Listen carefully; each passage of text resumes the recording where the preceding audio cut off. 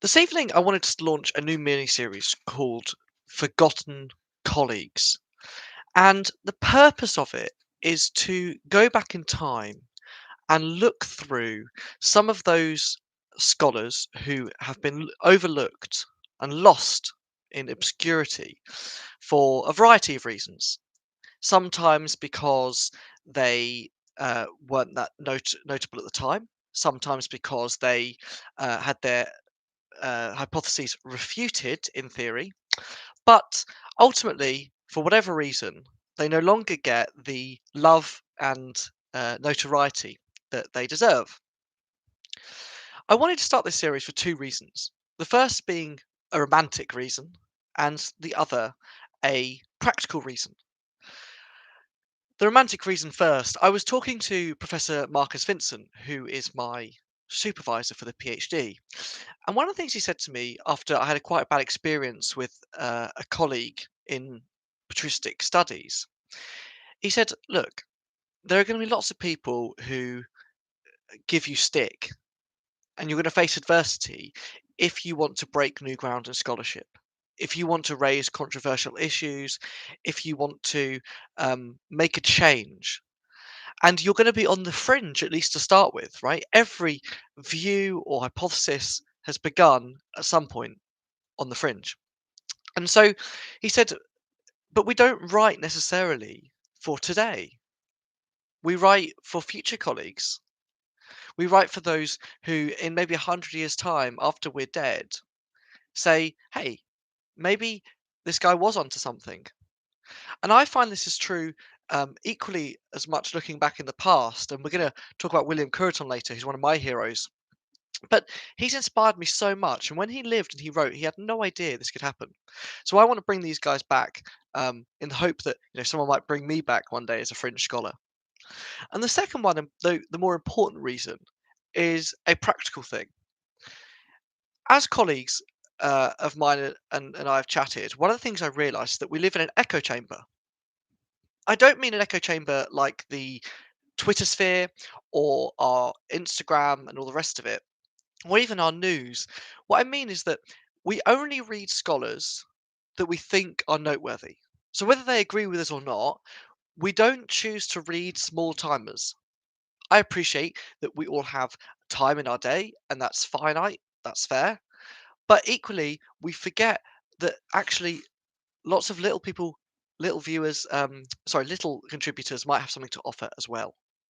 And so by looking back at some of these past researchers, academics, professors, scholars, PhDs coming out their ears, we might stumble upon treasure, hypotheses that were refuted and destroyed, but came back under the guise of just this podcast. Who knows?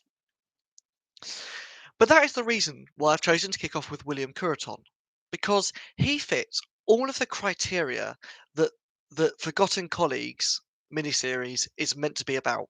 He is the perfect example, and hopefully you'll see why as I go through. So before we look at maybe some of his ideas, I want to give you a brief background on the man himself. He is a fairly uninteresting figure in some senses, but hopefully as we go through, you'll see that he actually has a lot to offer. So he was born in 1808 in Shropshire in England, which is about a 3.5 hour drive from where I live in the UK. And he grew up in a relatively poor space because his father died when he was young. But being very clever, he went to the grammar school, and eventually, while also having a job, he went to Oxford in 1826, where he did a BA and an MA. And as a good Christian man of the time did in England, he was then ordained in 1832 to the Church of England. And he was very lucky in some sense because he got the two dream jobs for any upcoming scholar. For many of you that know me, I might not be able to academia next year, but Cureton was very lucky in the sense that he got two jobs that were perfect. The first one was at the Bodleian Library in Oxfordshire at Oxford University, a home of many beautiful works and volumes. And then after that, he moved to the British Museum in 1837, where he became the assistant. in charge of keeping manuscripts. And so he had the ability to research and had access to all the primary sources he needed. Perhaps, though, the greatest part of any man's life was his marriage in 1843 to Harriet. As many of you know, I'm also getting married soon, so this bit speaks to me. I hope my career is as fruitful as his marriage, as he went on to have 7 children. But he didn't just mix in low circles. He eventually came up a bit higher than that and became the chaplain in ordinary in 1847 to Queen Victoria. So he was no longer an obscure grammar school attendee, a niche academic. He was someone who knew and had contacts in government and in powerful positions. And in fact, we'll see later on that this comes back to help him um, in a rather fortuitous way. So while he was doing these jobs, he learned Arabic and Syriac and a couple of other Oriental languages. And he his first publication of any note was a Syriac version of the Gospels. Now, that on the face of it wasn't that impressive, except for the fact that the Syriac version that he published was wholly different to the Peshitta, which is the famous Syriac copy of the Gospels. And he believed that in the case of particularly Matthew's Gospel, the Syriac was far closer to the Hebrew, which he thought Matthew was originally written in, than anything else that we currently had. Now, it didn't make great impacts on the scholarly community, this work, but nonetheless, it was extremely influential for him to get his first piece of work out there. And he also published some other quite influential works. Perhaps the second most, sorry, important one was the Festal Letters of Athanasius. But undoubtedly, his most important contribution to the world of academia was his publication of the short recension of the 3 letter collection of the Ignatian epistles. And he did this in 3 volumes, an original publication just of the manuscripts, then Vindice Ignatius, which was a follow up that argued for their authenticity over the 7 letters in the middle recension, and then Corpus Ignatianum in 1849, which we're going to come on to a bit later. He continued his work and eventually retired back up to Shropshire. Although even once he retired, the bug didn't leave him, as it were. He was still entrenched in scholarly pursuits. So he went back up to to Shropshire, where he was born, with his wife, and lived in a place called Brooke House. And I've got a fun story about that. But um, he then died in 1864 following a short illness which he suffered from a railway accident. The precise details I couldn't find out. So he's become a real side passion of mine over the last few months, and there's all the details roughly that I can find out about him. But in addition to that, I went over and found the church whose parish boundary he was in Shropshire. And it's a lovely church called St Mary's. It's in Westbury, which is a tiny little village. And for those of you who know Shrewsbury, it's not very far away. And I rang the church and I said, "Excuse me, do you know if William Cureton is buried here?"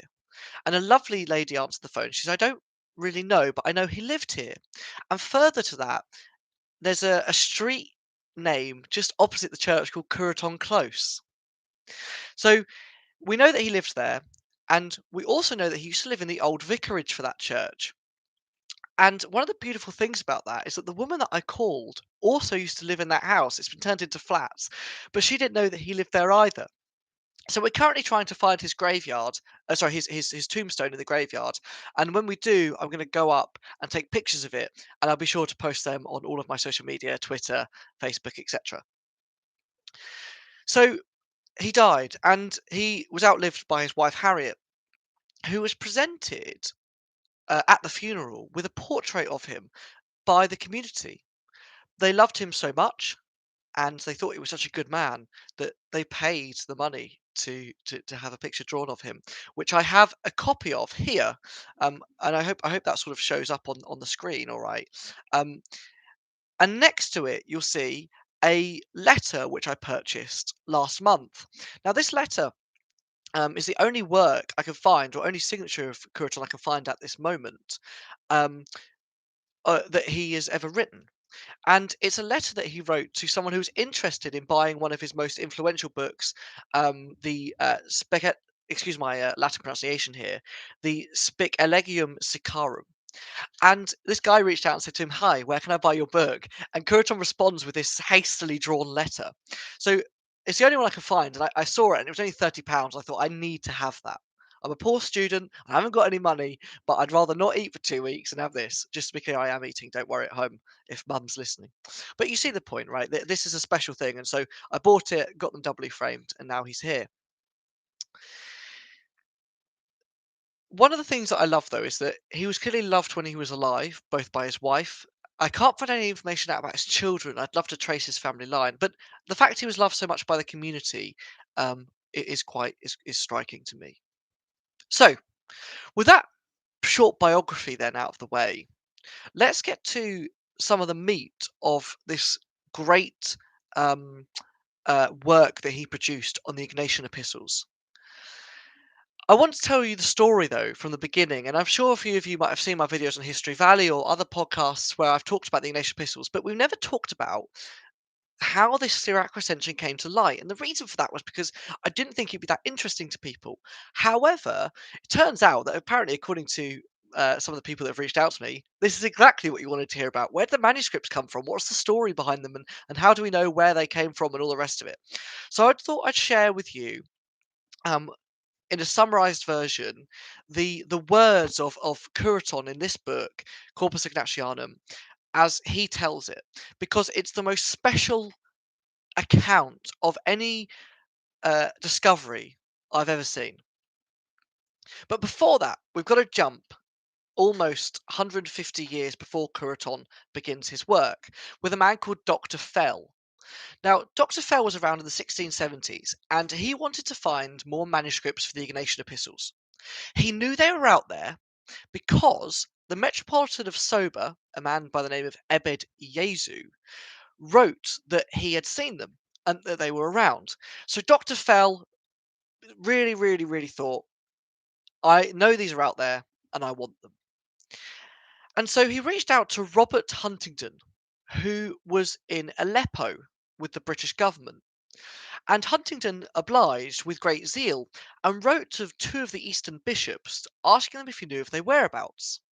And I don't know if he got replies, but in the end, he ended up going to a place called St. Mary de Apara, again, excuse my pronunciation, in the Nitrian desert. Now, this monastery had many, many great volumes, and we'll see where some of those volumes end up in a moment. But the most important volume they had there was three copies, or three manuscripts, I should say, of the Ignatian epistles. Not one, not two, but three. They had a manuscript that was just of Ignatius Polycarp, Ignatius Letter Polycarp, and then they had two more that had three epistles: Ignatius to Polycarp, to Romans, and to the Ephesians. And Huntingdon has now travelled from Aleppo. He's in Egypt in the desert. He's been given lots of money to do this, and he probably stands within a few feet of them. But the monks of the monastery did not show them to him. He had no idea they were there. He left thinking that they probably weren't. And that is a horrific sadness now looking back. He never lived to see that happen, that they were found there. But imagine if he found out, gosh, you just want to, oh, who knows? You'd want to just fall over and cry. But what did come out of the Nitrian desert in this monastery a few years later was some fragments that were purchased by another chap at the time of Cureton. And Cureton translated them. Now, what they were the acts of martyrdom for various saints and martyrs, all loaded in together, several of them. And inside there was Ignatius' letter to the Romans. So for the first time, Cureton knew that there was something that Huntington's suspicion was right and that there was something there, and he hoped there'd be more. In the meantime, he was informed that the Vatican also had another manuscript enumerating several acts of martyrdom, and he hoped that he would find Ignatius' acts of martyrdom inside, again with Romans in it. So he reached out to the Vatican because he was told on good authority, and he doesn't tell us who the authority is, that it was in the Vatican. Well, the Vatican says and maintained to him, despite his good authority, that they never had such a manuscript. Whether they didn't want to give it to him because it showed the 3-letter collection rather than the 7 that they wanted to accept as genuine, or whether they just were incompetent and didn't know how to catalogue stuff properly, or whether they just genuinely didn't have it, I don't know. But Cureton was clearly very frustrated by this, and a bit upset as well because he tried very hard for this. But, his sadness was only temporary. For in 1838 and 1839, a man by the name of Henry Tatham went to Egypt to look for these manuscripts on behalf of Cureton, and they secured money from the government to do this. I mentioned earlier, my man Cureton was hobnobbing with some of the most prominent people in England, and the Lord's Treasury paid for this expedition of Tatham. See, friends in high places, that's what you got to have. And so, Henry Tatham comes back and he procures several Syriac manuscripts from the monastery that Huntington was in, and lo and behold, Huntington's mistake was Tatham's joy because Tatham found them. And I want to quote this from Cureton because he writes that as soon as Tatham returned and deposited the manuscripts, he basically ran down there. He doesn't look like a runner based on his pictures, but I can only imagine his excitement. And he says this: I rejoice to discover not only several extracts from the epistles cited by different ecclesiastical writers, but also the entire epistle to St. Polycarp in a volume of great antiquity. Now, bear in mind, at this point, he's only found one of the 3 that are going to come. But he says, I rejoice to discover. I could only imagine his heart rate. If he had his Pixel watch or his Galaxy watch on, or his Apple Watch, better cover all the brands, I can only imagine that his heart rate would have been 150 through the roof, almost close to resuscitation. I was saying to someone just the other day that if I found an Ignatian manuscript, I don't think I'd be able to recover for months. This is the sort of thing we get off on as scholars. But Cureton said, being as diligent as he is and as persistent as he is, he never gives up. He said, I know that there are more, because he also referred back to the Metropolitan's Ebu Jesu, Ebed Jesu, apologies. He referred back to that and knew there were more than one copy. So he sent Tatham back. And in 1842, Tatham returned, this time with 300 to 400 volumes. 300 to 400 volumes, which he purchased from them. And bear in mind, we're still not done. There's still loads of stuff left at this point, manuscripts, evidences, codexes in the monastery. So 300 or 400 volumes come back, we're not finished. And this time, again, I have to quote Cureton again. He says, I had the rare satisfaction of having my hopes realized by finding among them not only several additional passages from Ignatius quoted by various authors, but also 3 entire epistles to Polycarp, the Ephesians, and the Romans in a volume of a very considerable antiquity. The joy that he experienced last time was probably magnified tenfold this time, or at least threefold. Rather than 1 letter, he finds 3. Unbelievable. Then, in 1847, a merchant named Auguste Pacho bought the rest of the volumes in Tatham's library. That Tatham had not bought, from the Latrian Deserts library. And within them, he then came back and said, I found more of these Ignatian business. Do you want it? And again, the Lord Commissioner of Her Majesty's Treasury gave Cureton the money to purchase all of these other codices and manuscripts. And again, he had the joy of discovering 3 epistles in the short recension. I should mention that all of the manuscripts attest the short recension, whether it be the Polycarp or the two sets of threes. This one, however, the beauty of this one was dated not by its author, but by the gentleman who donated it to the monastery in 931 AD by a guy called Moses of Nisibis, who apparently got the manuscript from Baghdad. So we now have all the manuscripts together, and Cureton publishes them all together and begins to explain why these must be the genuine epistles. And his argument is essentially threefold. He says the early attestations of the Ignatian manuscripts all refer to the Syriac collection, number one. Number two, he suggests that there's going to be no reason why someone would take some of the stuff out of the middle recension because it was things like Jesus' resurrection. Who would take that out to make a new collection of three letters? And the last one was that he argued that there were some stylistic and grammatical differences and lexicographical differences, things that I've now taken to the extreme and researched more thoroughly than he ever had time to.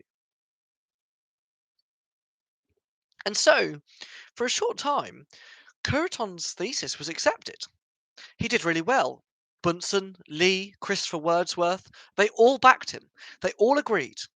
That wasn't until in 1873 when Zahn produced his book on the Ignatian manuscripts.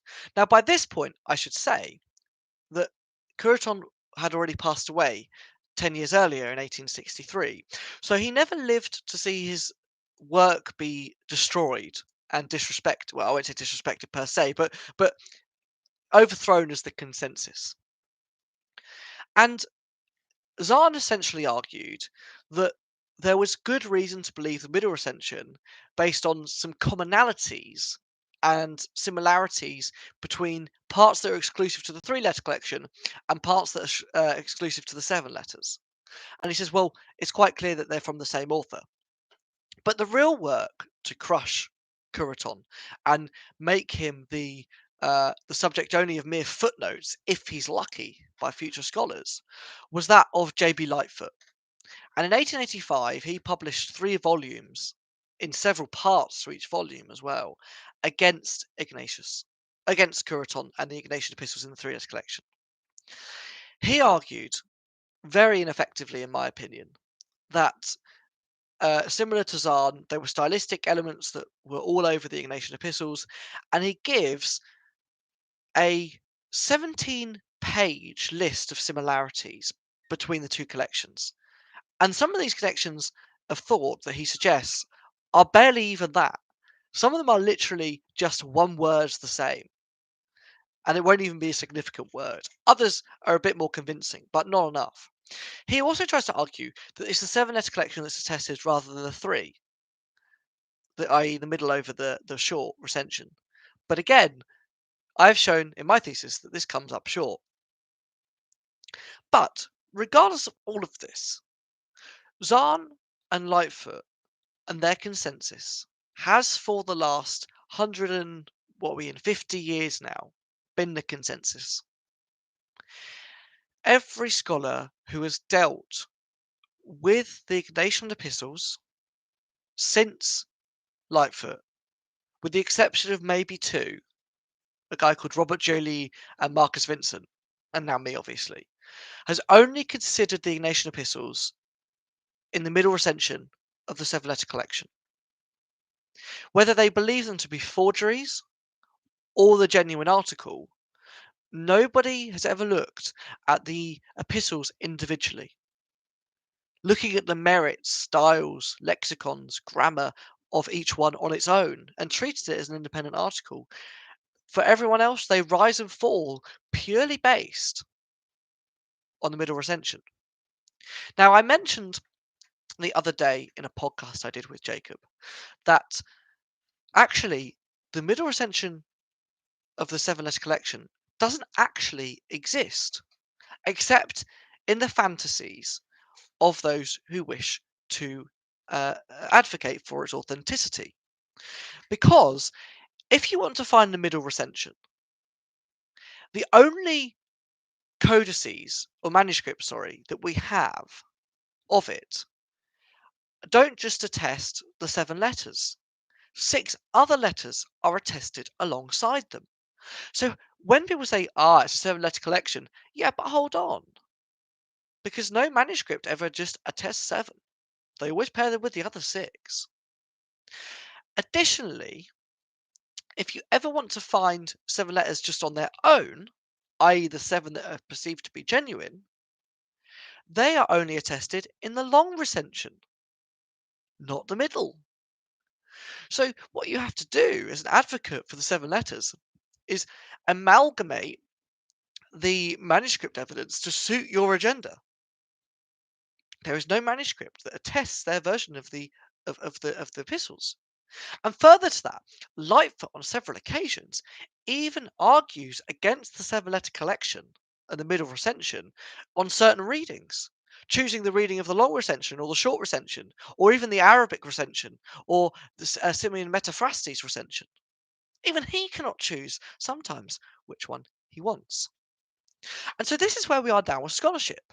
Is essentially we don't have any scholars working on the Theatre collection currently in the world except me, as far as I'm aware. If you know any more, please reach them out to me. I think it's really important, and as does Marcus Vincent, that we pay tribute to William Cureton in our work. The reality is that without him and his contribution, and also of Bunsen and Wordsworth and all those other fellows too, we wouldn't be where we are. And although, like I said, Cureton never lived to see his his theory go, I would like him. I'd like to think that he could now look down and say, "I'm getting the attention it deserves, and I've been vindicated," rather than vindicate Ignatius, vindicate Cureton. So this is basically the summary of his life and his major works. I'm yet to read some of his other works, and so hopefully when I do that, I might be able to come back to you with even more. But in the meantime, thank you very much for watching. Please go subscribe to my Patreon and to this channel. Give it a like, and also follow me on Twitter. And if you have any questions, please reach out to me. I'd love to chat with some of you, and hopefully in more live streams in the future, there'll be more of you online, and we can have a bit of a interaction going. Thank you very much, and I bid you all a very good night.